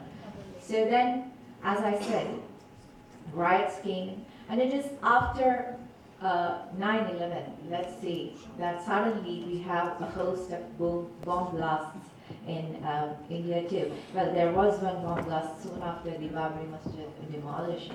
But in that case, we could see the legal system worked very fast, even though the Indian legal system works so slow that the Babri Masjid demolition case and the riots that happened with it, the convictions or the hearing, the court hearings just started in 2019.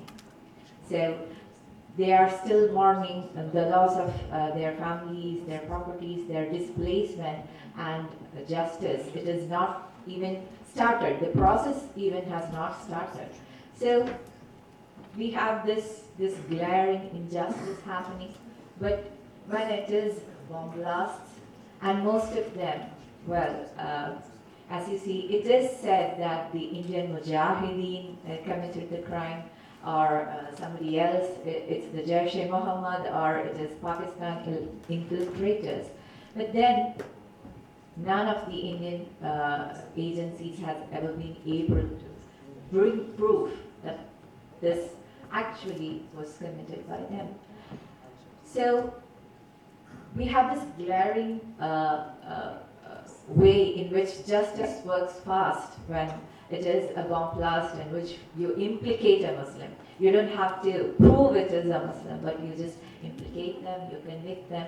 And recently we had, even yesterday from my own state of Kerala, we had 5 youth finally let out of jails after 12 years.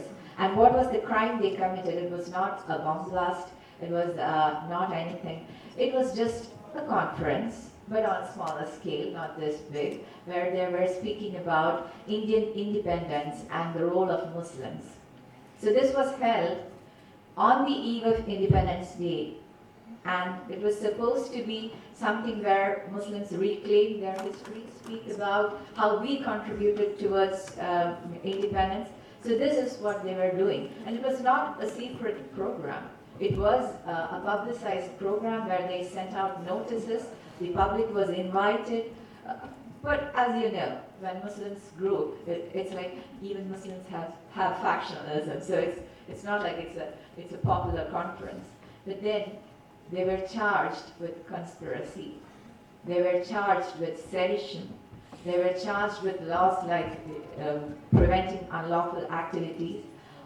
These laws, when it is charged on Muslims, means you don't see daylight. You are forever inside jails, and 12 years. After 12 years, the court just lets them go, saying there is no evidence. So all these 12 years, what happened is things were taken from their home. If you say things like CD drives, it is going to be there in everybody's home. Right now it would be pen drives. So if somebody says you have, it was even said, raided and said that, okay, there is Abul Alam Maghdubi's book in his home. Well, if we are scholars, we are going to read it, right? So these kind of very casual things wherein it was said that Muslims were grouping together. So that case was actually made in a way wherein youth were targeted, because this was a youth group, and that group was banned And further, they used it to promote and surveil over every other kind of grouping. That's how it continues. Thank you very much. Dr. Luwei? I'm sorry. I'm Dr. Rose. I'm so jet lagged, not from jet lag, but my life is basically jet lag, so I apologize. Sorry. Okay, so talking about the different narratives online to counter hatred speech and on social media in China, it's just because Uyghur Muslims and Hui Muslims, they have different image, public image in China.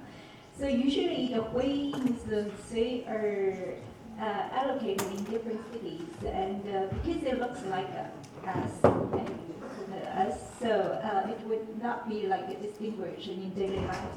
But Uyghurs, it looks totally different. And before 9/11, before anti-terrorism war on terror, usually the public has some assumptions they report barbarian, or because there are a lot of report on like a thief. So it's like a Roma in Europe. They have this like a conception of that. And after war on terror, and as you know, since it happened in China, before those conflicts never been reported by the state media, but starting like 10 years or 11 years ago, the state media started to report domestic conflicts, especially which inside the Xinjiang, outside the Xinjiang, and they just labeled that as the separatist activities, or labeled that as the terror attack. So that's why Uyghur people were usually associated with the terrorists or separatists. So this is became very difficult for people to argue for them online. So that's why you can see on social media, usually the Hui Muslims, they can defend their culture or beliefs or as a way of life, but you will see very little about why Uyghurs, their socioeconomic status were lower than the average people, why they were so poor. And in a disadvantaged situation. It's just because if you argue or defend for Uyghur people, you usually would define as support separatist. So support like independence movement. So for people, even they have sympathy towards them, they must be very careful.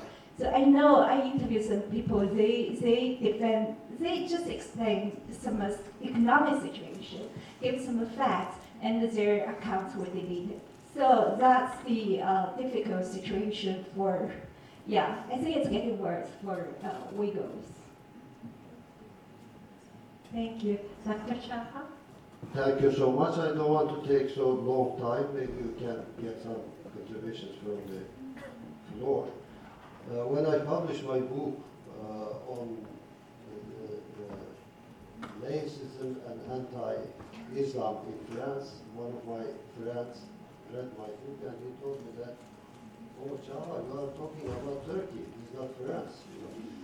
So really what happens in Turkey is quite similar to what happened in France for a long time.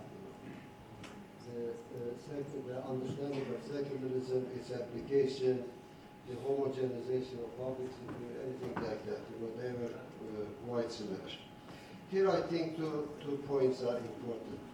The first one, our understanding of equality. Equality as an abstract value indeed, it brings the domination of the dominant groups over the subordinate groups. This is what we live in Turkey. In Turkey, the Sunni Muslims are in majority position, and when the Alevi case is the case, actually we have a minority group, it's Alevis, which is a branch of Islamic, denomination. So the Muslims frequently they say we are brothers and we are equal, and the mosque is there. Why don't you come here? So this is indeed, subordinating of a minority groups. So what happens here, in France, the discourse is quite similar. We are French, you are not Muslim, and we are brother and we are equal, So what happens? And therefore, not equality on the basis of abstract and it's universal content, but equal treatment. You know, if you give a chance and opportunity to a certain group, you have to give the same opportunity and chance for the other groups. The true equality is this, equal treatment. The second one is about the definition of liberty. If the liberty is defined by the state and given to the society by the hand of the state, using all apparatuses belong to the state, this is not truly liberty. This is something different. This is the imposition of some certain values, to the whole of society. So, we should have, diverse definition of liberty, and the content of liberty should be, determined by the agents of them, by the actors themselves, not by the state. So this is what happened in France, indeed. In the case of the headscarf ban in 2005, it was based upon a positive understanding of liberty, and the state. There was a commission, named Stasi Group, and the Stasi Group prepared a report. And, they invited state to come and save the Muslim daughters, in the name of the state, from the cruel fathers, assuming that their fathers, their family are so cruel, imposing the headscarf over their daughters. So this understanding of freedom is not truly freedom. It's a kind of totalitarian, values imposed upon the society by the hand of the state. So I think these two values are so much important, and we should consider, their diversified understanding and content. Thank you. Thank you very much. Dr. Elshayyal. Thank you. So I've got hijab Brexit. You said something about political representation, but do you mind if I ask you to just clarify the details? Oh, I was wondering the political representation of Muslims, like Muslims in the British Parliament, both chambers. How do they fit into this picture? Okay. Maybe it's too long of a question. Yeah, it's a new one. Okay, so there are obviously British Muslim parliamentarians, and their number with every general election has for the past few general elections continue to increase. So we're at the highest, I think it's about 15, 16 MPs and a handful of members of the House of Lords. So they don't get, the British political system is such that MPs are elected by their constituencies, local areas, and so they represent their constituencies. They're not there as Muslim MPs. How effective they are in speaking for Muslims is debatable, and as I say, I can't really go into that. But their remit isn't to speak to Muslims, so that's quite clear. Although obviously, as Muslims, as with all MPs, that they will follow their interest. They will Muslims will speak up for interests that they believe are important. To be honest, I'm not. Obviously, as Muslims being citizens of the UK, equal citizens, they have every right to engage in politics, and they have every duty to try and sort of influence politics as much as they can for the better, and to speak up about areas where there are problems, where there are issues that they feel they can sort of contribute to. But my personal sort of where I place my own hope is actually in a lot of the grassroots campaigns that I'm alluding to in my work. That this is where I think more genuine, more authentic change is happening. I think politics is an important platform, and it's great for pursuing that. But I think the most authentic work that's happening at the moment is on the ground, often under the radar, partly because of the fact that the British government has been very ideological and very rigid about which Muslim community organisations it engages with, more than other minority groups, far more than other minority things. And so yeah, it's a complex picture. Thank you very much. And now we will open the floor to questions, but like I said, I will please ask you to please present your questions in 90 seconds at most. So we would love to have discussions and comments, but I don't think we will have time for that right now. So just questions, please. Thank you. Thank you so much. Finally, the subaltern have the right to speak. So, was really sorry saying that, but it was, yeah. So thank you so much for this scientific journey we have from India and finally in Great Britain. But my question is based on one concept. It's a Freudian concept, and those who speak German here are gonna help me. The concept is overdetermination. My question is, don't you think that all our engagement with Islamophobia, there is an overdetermination of purity? All interveners and scientific discourse trying to stay in a purity and not getting involved. What I mean about getting involved, I mean in the text Quranic, for example, or Hadith.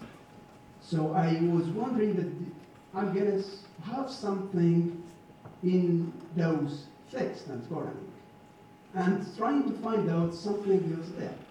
I'm not saying that practices are not important, but they are.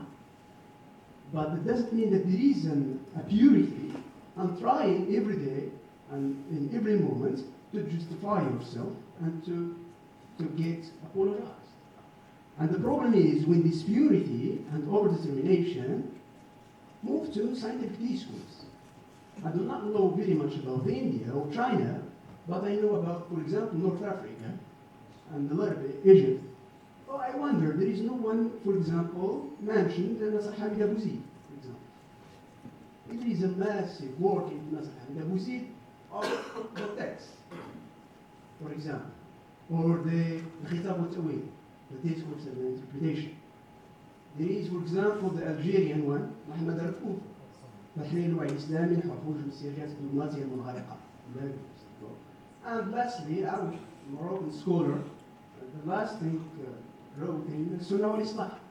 And the basic, or the first title of this book was astonishing, but removed by the printer because he knows that he will face many problems. The first title was عقيدة لزمانشاه. I do not know how to translate in English, it's really astonishing enough. So I wonder why there is this overdetermination in practices. I can admit it. But when it moves from practices to scientific discourse, I think it's problematic. Thank you so much. May I ask you, I forgot to say at the beginning, I'm sorry, if you can please say who you're addressing the question to? The panel. The panel. Okay, Thank you, sir. Thank you. We took note of your question. The gentleman at the back, and or in the front and back. Good afternoon, everyone. My name is Bruno Mendelski. I'm a researcher, Brazilian researcher on Islamophobia, and I have a question to Professor Caha. Thank you very much for your presentation. My question is about the French laws of 2004 and 2010 that indirectly banning the hijab in public schools and niqab and burqa in public space. Do you believe that these legislations can be considered Islamophobic laws? And